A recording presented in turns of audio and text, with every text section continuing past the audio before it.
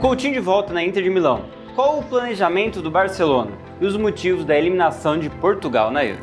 Olá, seja muito bem-vindo ao canal oficial do OneFootball no Brasil. Eu sou Lucas Figueiredo e esse é o Giro de Sevilha.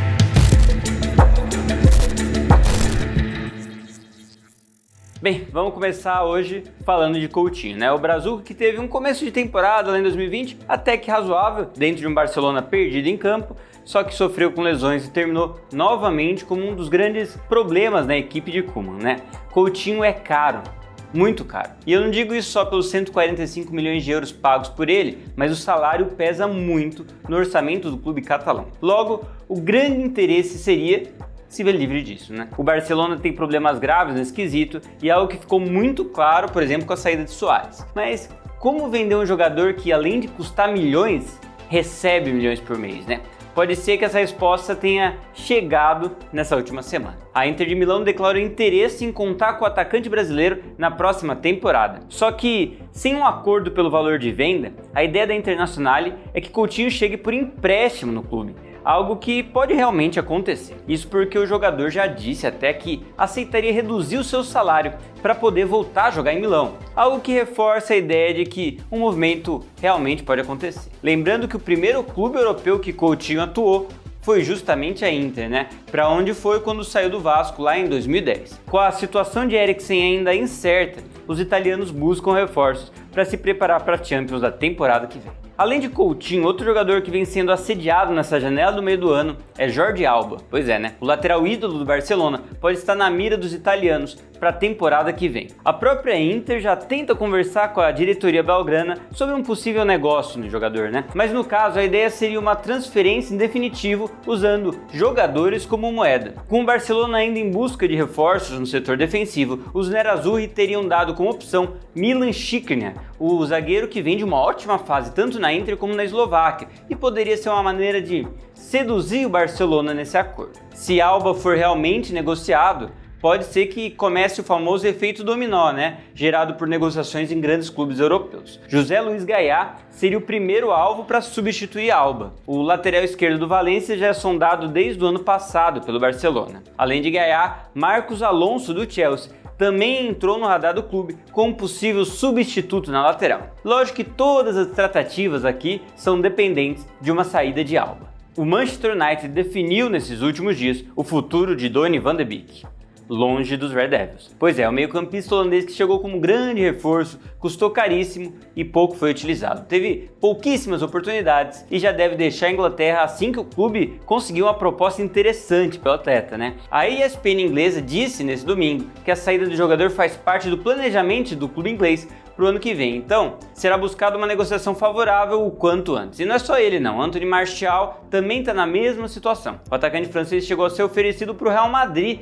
depois de uma conversa entre os diretores. De acordo com o Daily Express, o Real se interessa até pelo atleta como alguém para compor elenco, mas deve manter o foco e o dinheiro, né, em Kylian Mbappé. O Real tenta também aliviar as contas, né? E a saída de Luka Jovic seria de grande ajuda nessa questão. O grande interessado no sérvio de 23 anos de idade é o Milan. Contratado por 60 milhões de euros pelos blancos, vai ser bem improvável que seja o mesmo valor a ser tratado agora, depois de 2 temporadas, muito abaixo, né, do atacante. Jovic chegou como um grande reforço, mas pouco fez. Depois de um ano e apenas 27 aparições, na maioria vindo do banco de reservas, o atacante marcou apenas 2 gols pelo Real. E foi emprestado ao Frankfurt, agora em janeiro de 2021. Não teve tanto impacto como a primeira passagem na Bundesliga, mas já com seus resultados melhores que no clube espanhol, o suficiente para ser negociado, né? Atualmente avaliado em 20 milhões de euros, o Milan considera o jogador uma grande opção para a renovação do elenco. Chegou a hora de falar de Portugal, Cristiano Ronaldo e companhia.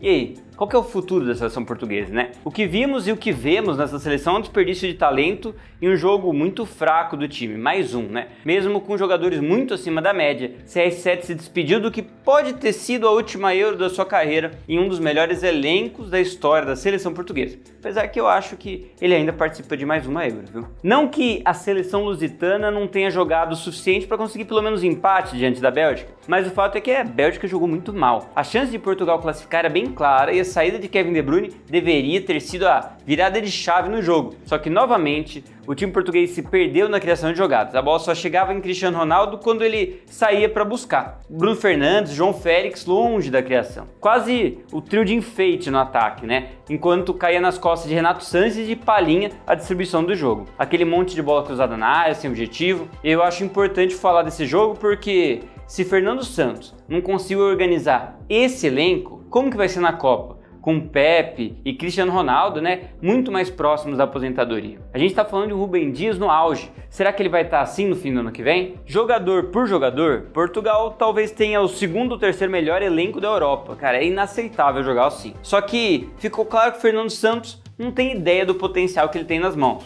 Ou simplesmente não consegue fazer mais do que mostrou nessas últimas semanas, né? São os últimos anos do Robozão e não pode ser desperdiçado desse jeito, né? O jogo até lembrou um pouco Brasil e Bélgica, todo sofrimento na busca de um gol que não saía. Só que a grande diferença é o momento da seleção belga, né? Ontem o Lukaku não jogou nada, De Bruyne saiu praticamente no intervalo e o time jogou nas costas de um Eden Hazard muito abaixo do Eden de 2018. E mesmo assim Portugal perdeu. Alguém precisa acordar os atuais campeões da Euro para que pelo menos a despedida do Robozão lá na Copa do Mundo seja digna da seleção de Portugal. Vamos falar agora do gigante da colina, e eu acho que poucas vezes esse nome foi tão significativo, né? Gigante foi o Vasco nesse fim de semana que abraçou a luta contra a homofobia e coloriu a faixa do uniforme do time. Hoje, segunda-feira, dia 28 de junho, é comemorado o Dia do Orgulho LGBT.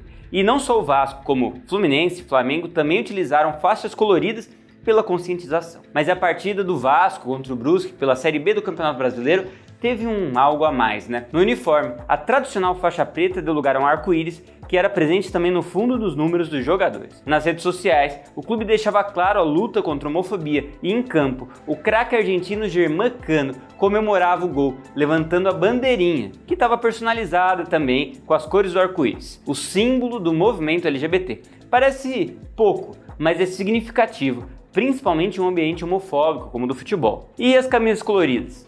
Esgotaram nas lojas oficiais em menos de uma hora.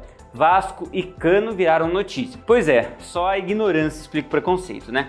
E o Vasco ganha 3 pontos na classificação e moral demais aos olhos de toda uma comunidade. Cano ainda mudou a foto de perfil e postou um desenho pela consciência e tolerância. Gigantes, muito além do que se pode medir. Bem, esse foi o Giro de Segunda e se você curtiu, já deixa aquele like. Não esquece também de se inscrever e clicar no sininho para não perder nenhuma novidade do canal. E ó, para ver vídeos anteriores, é só clicar aqui ou aqui. Valeu pela atenção e até a próxima.